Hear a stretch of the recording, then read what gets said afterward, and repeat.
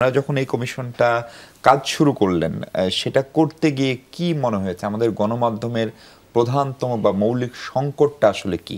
কারণ আপনি যখন সমাধানের সুপারিশ করবেন নিশ্চিতভাবে আপনারা সংকটটাকে আইডেন্টিফাই করেছিলেন। মৌলিক সংকট যদি বলেন তাহলে সাধারণভাবে মানুষের ধারণা যে গণমাধ্যম সত্য কথা বলছে না, আংশিক সত্য বলছে অথবা পুরোপুরি সত্য বলছে না, কখনো কখনো মিথ্যাও বলছে। তো এই যে ধারণাটা, এই ধারণাটার মূল কারণটা কি? মূল কারণটা হচ্ছে সাংবাদিকরা মন খুলে সততার সাথে আন্তরিকভাবে স্বাধীনভাবে কাজ করতে পারছেন না। এই যে স্বাধীনতার অভাবটা, এই স্বাধীনতার অভাবটা কেন? এই স্বাধীনতার অভাবের অন্যতম প্রধান কারণ, সারা দেশেই যেটা খুবই অভিন্ন কারণ বলতে পারেন, সরকারের নানা ধরনের বিধিনিষেধ, আইন কানুনের ঝামেলা, সেগুলো তো আছেই, কিন্তু সবচাইতে বড় সমস্যা যেটা, সেটা হচ্ছে সাংবাদিকদের অর্থনৈতিক স্বাধীনতা না থাকা, আর্থিক নিরাপত্তাহীনতা। তারা মাস গেলে বেতন পাবেন কিনা, চাকরির নিশ্চয়তা আছে কিনা, মাথার উপরে ছাদ থাকবে কিনা, বাজার হবে কিনা বাসায়, এই এক দোটানার মধ্যে থাকেন। অনেকেই মাস শেষে বেতন নিয়মিত পান না। এমনও পত্রিকা আছে যেই পত্রিকায় 5 মাস বেতন বাকি রয়েছে।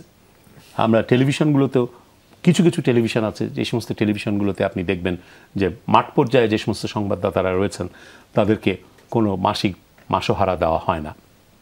ফলে যখনই আপনি এই অনিশ্চয়তার মধ্যে কারো কাছে সাহায্যের জন্য হাত বাড়ান, তখনই কিন্তু আপনি আপনার স্বাধীনতা কিছুটা ছেড়ে দিচ্ছেন, ছাড় দিচ্ছেন।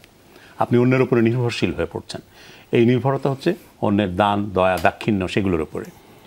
অথবা আপনি আর একটা পেশায় চলে যাচ্ছেন, ব্যবসা করছেন, অথবা অন্য আর একটা কোনো ধরনের তদবিরবাজি অথবা শিক্ষকতা, যাই করুক, আর একটা পার্শ্ব পেশা হিসাবে নিতে হচ্ছে।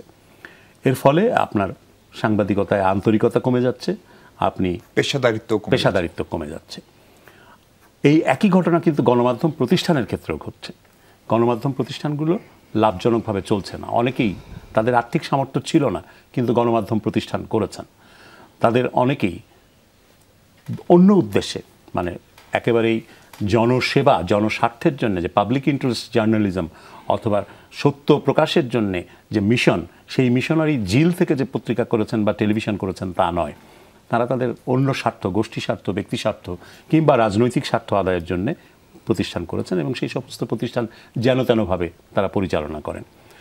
এই যেন তেনভাবে পরিচালনা করতে যেয়ে তাদের কোনো আর্থিক স্বাবলম্বিতা অর্জিত হয় না।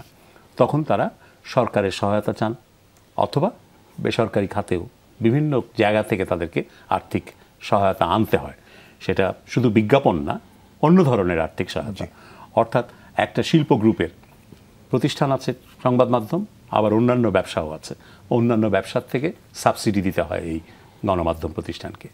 তখন এই যে সাবসিডি যার কাছ থেকে আপনি নিচ্ছেন, তার কাছে আপনার স্বাধীনতার কিছুটা খর্ব করতে হচ্ছে, ছাড় দিতে হচ্ছে।